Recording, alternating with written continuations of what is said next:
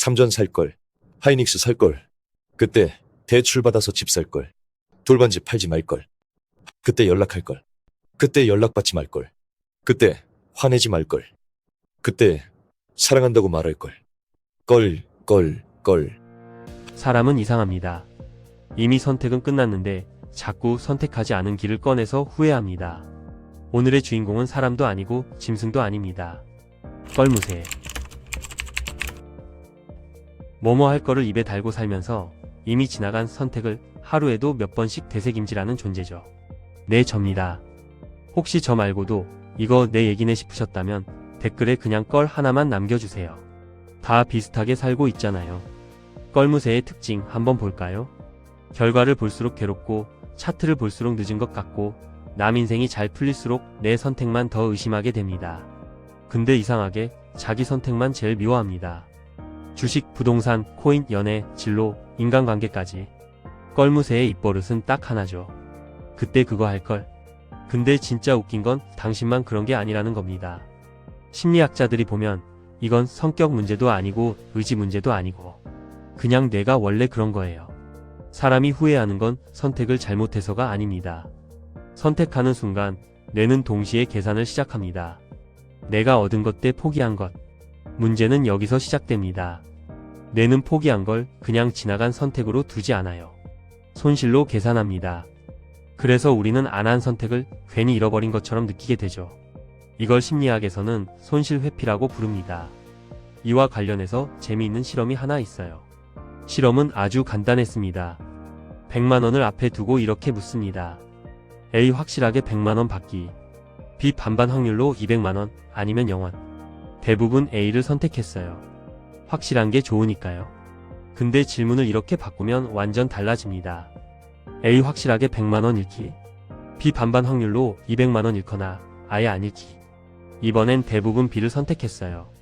안전이 좋다더니 이제는 갑자기 도박을 합니다. 왜냐면 사람의 뇌는 얻는 기쁨보다 잃는 고통을 2배쯤 크게 느끼거든요. 그러니까 이건 감정 문제도 아니고 성격 문제도 아닙니다. 그냥 뇌가 원래 그렇게 돼 있어요. 더 웃긴 건 뇌는 시뮬레이션 기계라는 겁니다. 선택하지 않은 길은 이렇게 저장해둬요.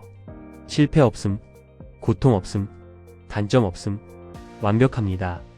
그래서 이런 말들이 자동으로 튀어나옵니다. 회사 다니는 사람은 말하죠. 그때 창업할걸. 창업한 사람은 또 말합니다. 그냥 회사 다닐걸.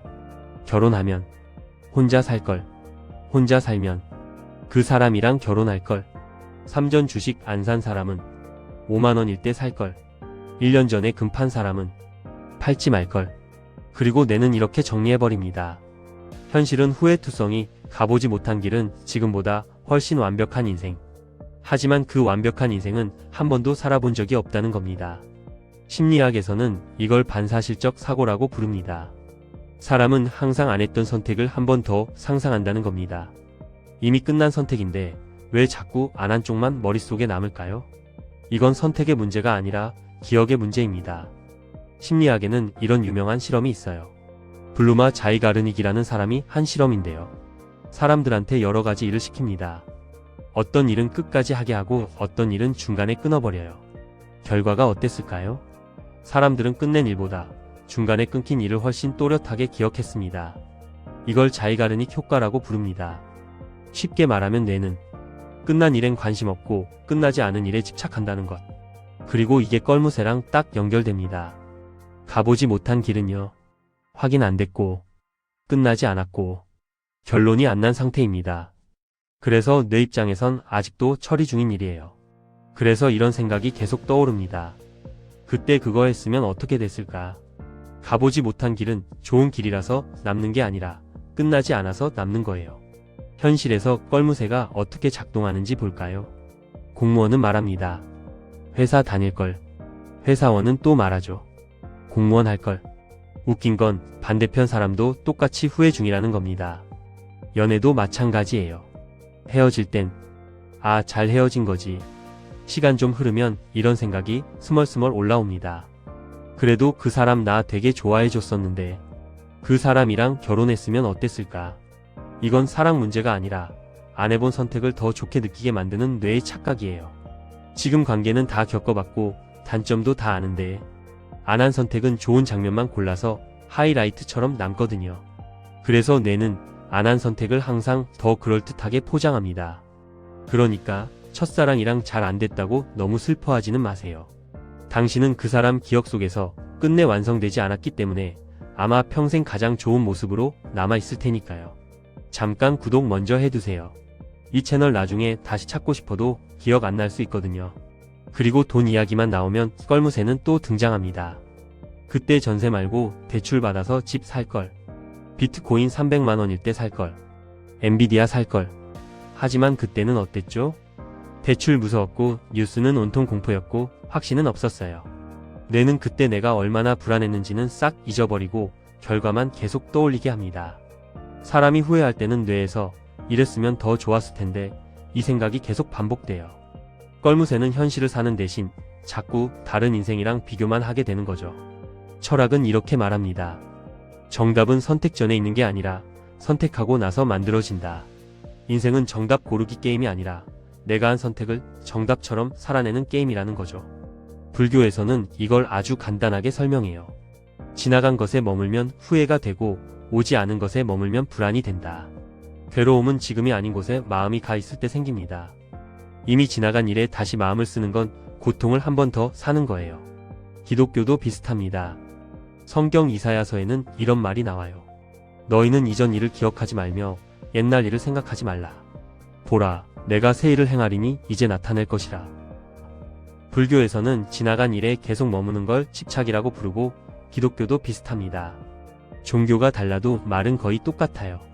지나간 일에 머무는 건 반성도 아니고 신앙도 아닙니다. 그냥 지금을 버리는 거예요. 뇌과학적으로 보면 더 명확해집니다. 뇌는 이미 끝난 선택을 다시 고치라고 만든 게 아니라 지금 이 순간을 살아내라고 만들어진 기관이거든요. 그래서 도대체 어떻게 하라는 건데? 답은 의외로 단순해요. 미련을 없애려고 일부러 애쓸 필요가 없습니다. 대신 이걸 그만두는 거예요. 과거 선택 재검토. 그리고 이걸로 바꾸는 거죠. 지금 선택을 잘 사는 것. 뇌 사용법을 바꿔야 해요. 바꿀 수 없는 것 차단. 바꿀 수 있는 것 집중. 저 길이 더 좋았을까? 그럼 지금 이 길에서 내가 뭘 할 수 있을까? 실존주의 철학자 장폴 사르트르는 이렇게 말했어요. 인간은 선택의 결과가 아니라 그 선택에 대한 책임이다.